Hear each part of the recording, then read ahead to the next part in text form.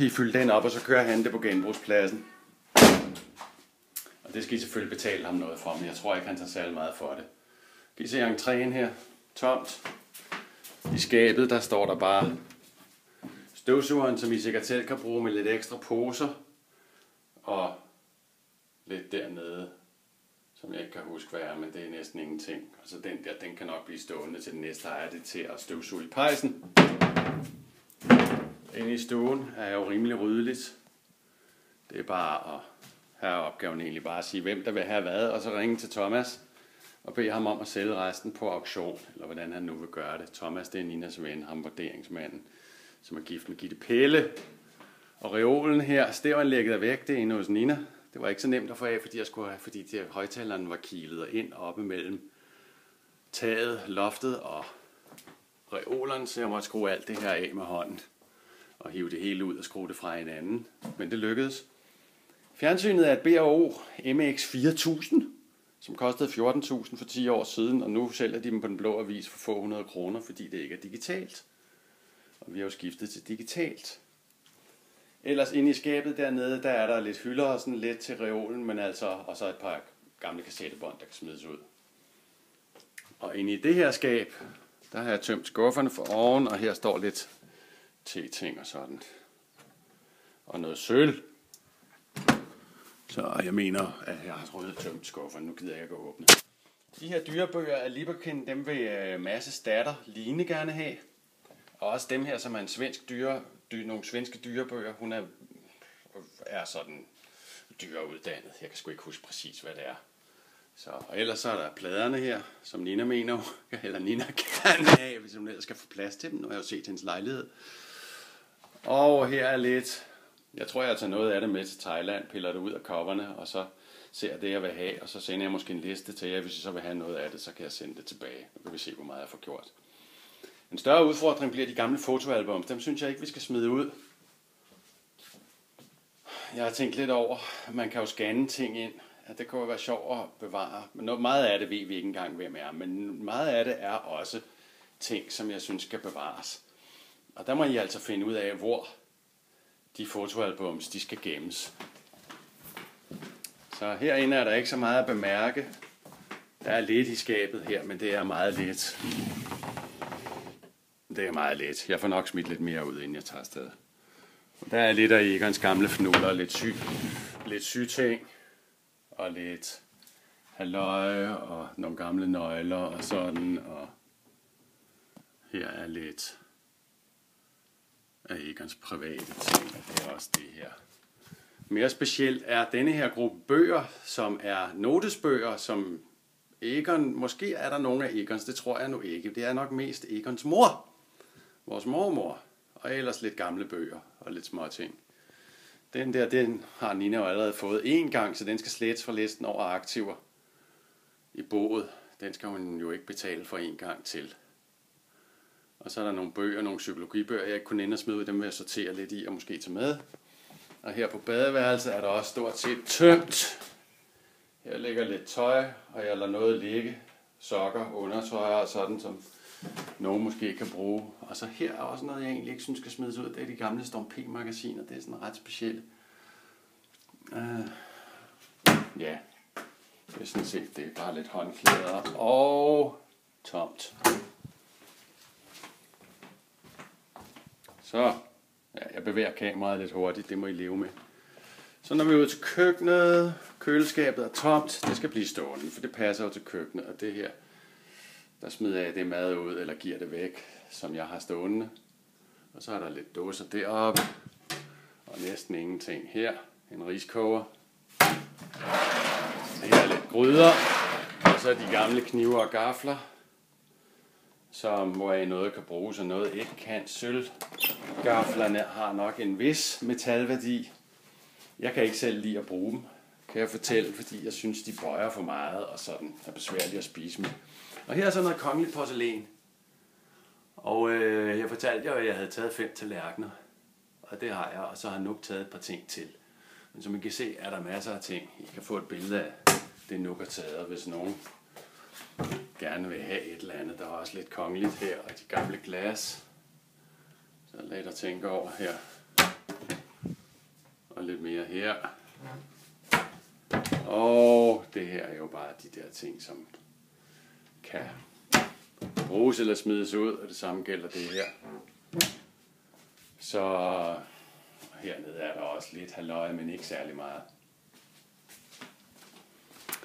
Og herude, så Mette, hun vil gerne have fryseren og køleskabet, så det må hun komme og hente. Og husk, at det skal stå lodret, når man transporterer det, ellers kan man ødelægge det. Det har jeg engang gjort.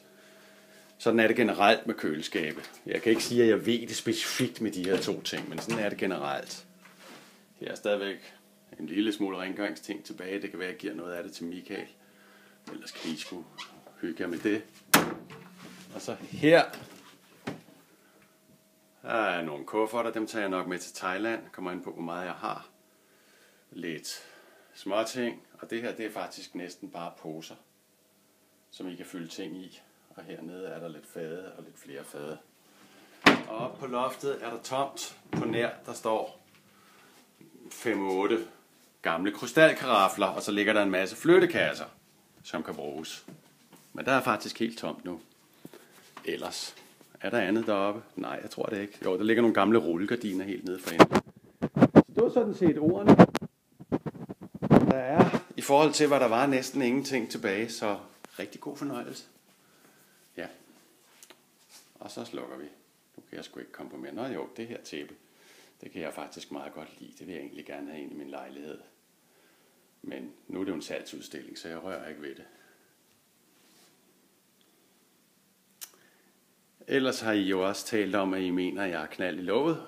Og det har jeg selvfølgelig forholdt mig til. I udtrykte det lidt anderledes. Aspergers syndrom, ADHD. Jeg tror måske, at jeg har en form for emotionel dysfunktionalitet. Fordi jeg har tit svært ved at vide, hvad jeg vil. Og jeg har læst lidt om, eller hørt lidt om hjerneforskning på nettet for nylig. Nej, det tror jeg ikke kommer her. Det måske skal jeg skrive det i stedet for. Men når jeg går rundt og kigger her, om der er noget, jeg vil have, så har jeg lidt svært ved at vurdere, hvad jeg vil have. Og det tror jeg ikke er normalt. Om jeg overhovedet vil have noget. Jeg er jo generelt ikke materialistisk. Jeg har jo næsten ikke købt nogen ting. Så måske er jeg i virkeligheden helt normal. Her har jeg ikke været en. Nå, så er det jo godt, jeg ikke fik standset. Det er min computer, der står her. Den fjerner jeg. Og herover det ser ud af mere, end det er. Det hernede, det er bare kontorartikler. Og så er der lidt mapper her. Og heroppe er der lidt tingeltang, lidt mønter og sådan noget i den der. Jeg måske ikke lægge ud på nettet. Det er måske ikke så dumt, men jeg tror ikke, der er nogen, der interesserer sig for det. Hernede er nogle af fars mapper. Det kan være en år smidt mod det søndag. Jeg har ikke så meget tilbage her. Det her, det er mest om Helsinge. Og her er der nogle bånd. Og de små gule sedler, jeg har faktisk kørt dem alle sammen igennem. Og så har jeg skrevet, der er 2 af dem, hvor far han taler i lang tid. Det kan være meget sjovt at have. Og så dem her. De 2, der ligger nogen her. Et sted af den type bånd, hvor der står Nina 2 år og Sofie 2 år. Og de kan kun afspilles med en speciel maskine. Og jeg har glemt, at heroppe er der en bakke med mors gamle papir. Men den specielle maskine til de bånd der med Nina, den troede jeg havde stillet her. Her er lidt stoffer og sådan lidt.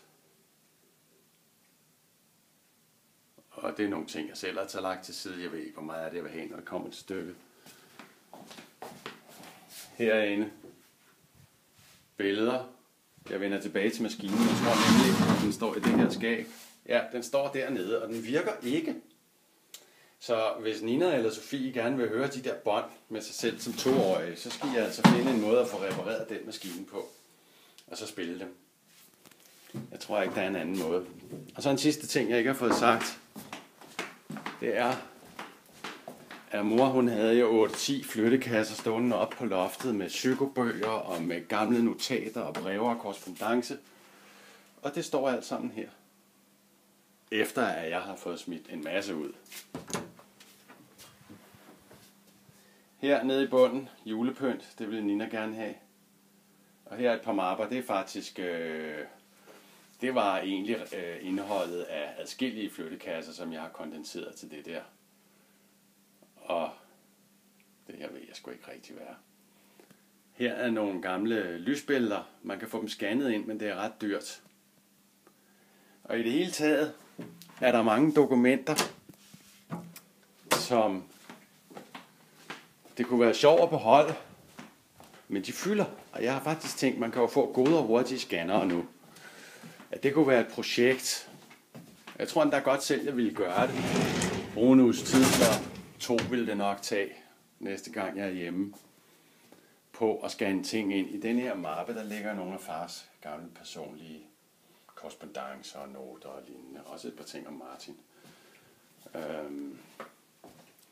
Så ligesom med smalfilmene, så kunne man scanne dokumenter og lysbilleder og så videre ind, og så have dem, uden at de fylder en masse.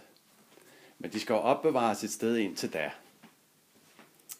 Og der er ikke meget plads i mit pulterrum inde på Morsøvej, så det må I lige foreslå.